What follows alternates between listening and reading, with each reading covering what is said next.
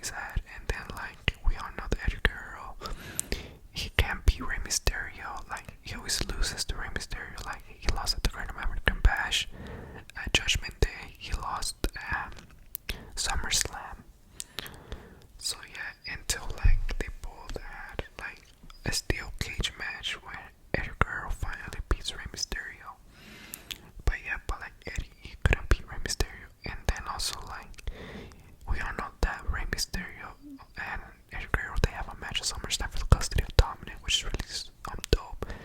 And then like Eddie Guerrero like turns on him and stuff like that. So yeah, that was the first match, Rey Mysterio versus Eddie Guerrero.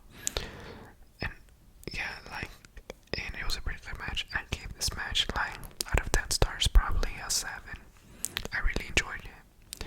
And then we have the first ever Money in the Bank match, Money in the Bank ladder match. 6 superstars from Raw, which involved the rated R superstar Edge.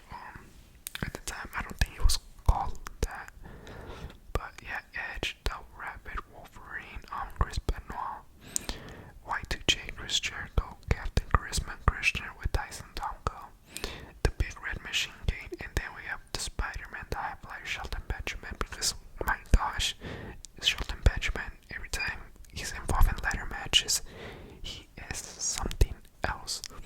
Like, my god, like he flew out of he like ran across the ring, then he jumped on everybody. And yeah, man, it was freaking insane. And also like at WrestleMania 20 when Kane came out, for his entrance, like the building was on fire, like the whole city was on fire. For this time when he came out, the ladders were like set on fire, which was pretty dope. Kane always has amazing entrances. And yeah, it was a pretty cool match. I enjoyed it. Hands down my favorite Money in the Bank ladder match, because it was just, for the reason, it's because it was the very first one that I ever watched, and also it was the very first Money in the Bank ladder match in WWE. So the whole purpose of the Money in the Bank ladder match is that if you win the contract, you get an opportunity at the title, and that means you could cash it in anytime, anywhere, in any place for the next 12 months. So yeah, that's a big, so winning the Money in the Bank ladder match is huge, man. And yeah, so yeah, I thought Chris Benoit was gonna win it, because like Edge, he was like unconscious, he was like pretty much out like for the whole match. Then out of nowhere, like Edge comes out and then he freaking hits Chris Benoit in the back with a steel chair, and Chris Benoit just falls, and then Edge climbs the ladder and he reaches the briefcase, and Edge wins the match. So yeah, and this is what helped Edge to become a big star, to become a champion, to become like one of the best heels in the company. And yeah, this is where it all started for Edge. This is how he got into feuds with like John Cena, Mick Foley, even with Triple H, and how he became the WWE title, how I became the WWE champion. And yeah, this is where it started for him, WrestleMania 21. So yeah, and then like the fourth match we had the Phenom, the Deadman, the legendary Undertaker, taking on the up and coming, the Legend Killer, the rated R. I was about to say rated RKO for some reason, but like the master of the RKO, Randy Orton. I don't know why in the heck world I was gonna say rated RKO. It's not 2007 yet, or 2006, I should say. Yeah, it was the Undertaker versus Randy Orton. It was an inter-promotional match, so Undertaker was representing SmackDown, and Randy Orton was representing Raw, because at that time Randy Orton, he was still on Raw, and then later on he moves to SmackDown. So yeah, like I said at the beginning, Randy Orton was supposed to main event like WrestleMania 21 with Triple H, and he was gonna become the face of the company. They wanted to make him what John Cena was, right? The biggest face of the company, the star. But just that really didn't turn out. I mean, they tried turning him into a baby face. I mean, his baby face wasn't bad, but it just didn't work out. Randy Orton's baby face, like Randy Orton was always at his best as a heel when he's like that douchebag, like RKOing, like legend spitting on people's faces, like Mick Foley, punking them. So yeah, Randy Orton's like babyface didn't turn out well. I mean, they tried it with it. They really tried, because he became the world heavyweight champion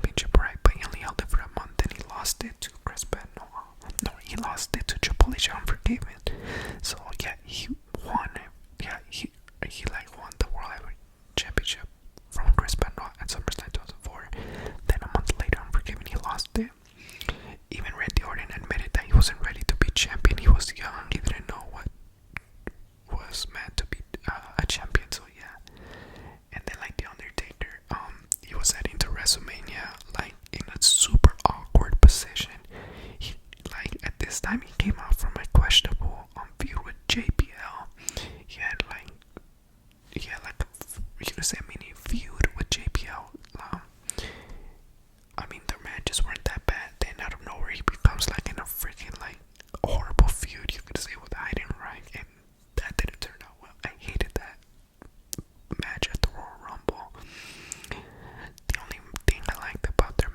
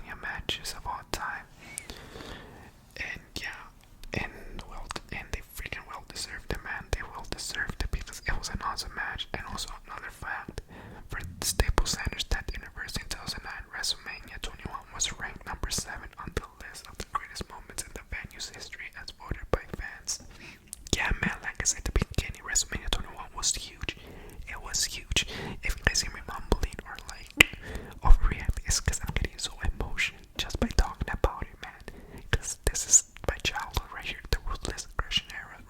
WWE 2005 was my childhood. That was when, for me, wrestling was in its prime because that's the era I grew up watching. I know a bunch of you guys grew up in the Attitude Era, and I wish I did, but I'm blessed I grew up in the 2000s and I was able to watch the Ruthless Aggression era. So, yeah, and then like the co-main event, which was John Cena against John Briscoe Levy for the WWE Championship. So yeah, it all started because there was a number one contenders tournament match. The first match was John Cena versus Orlando Jordan. And I'm sorry, I cracked my fingers. And John Cena defeated Orlando Jordan by pinfall. And then Eddie Guerrero and Booker T. Booker T defeated Eddie Guerrero by pinfall. And then we had The Undertaker versus Randy Dupree. I believe that's the name. But like that match never happened for some reason. Then we had Kurt Angle versus Rey Mysterio. And Kurt Angle, I forgot why the match didn't happen. Then we had Rey Mysterio versus Kurt Angle. And Kurt Angle won by submission. And then the semifinals was just John Cena versus Booker T. And Kurt Angle was waiting for the opponent for the finals.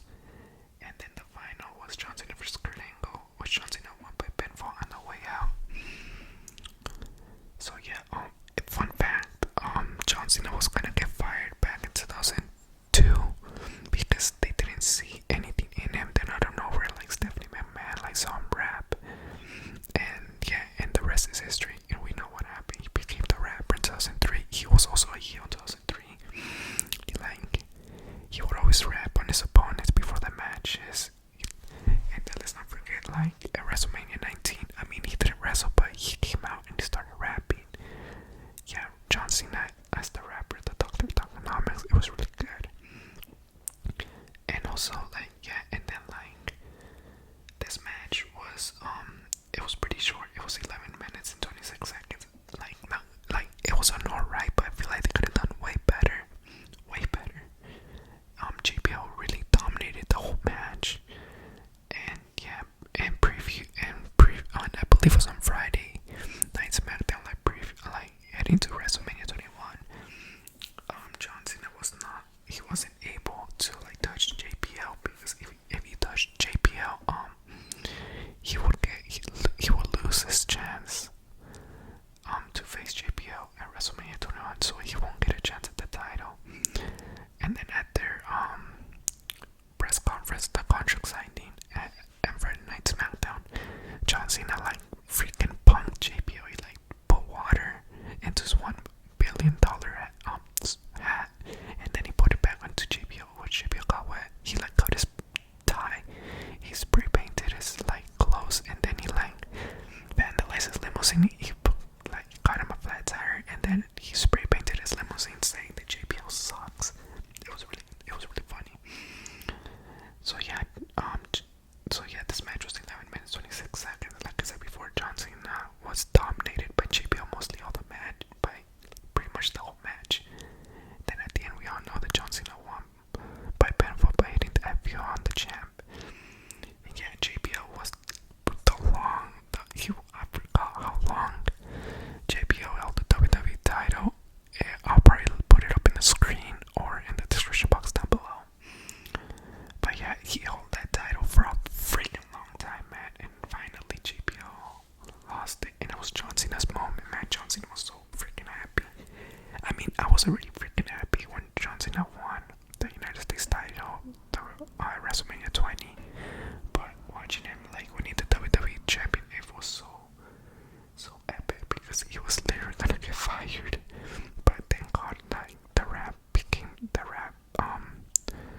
something. I mean, at least he was good at rapping. I mean, of course he wasn't the best, but his rapping wasn't bad. It was pretty funny. And then like he made a freaking rap album, which I did listen to when I was a kid. I like bought the rap album too, but then I ended up losing it.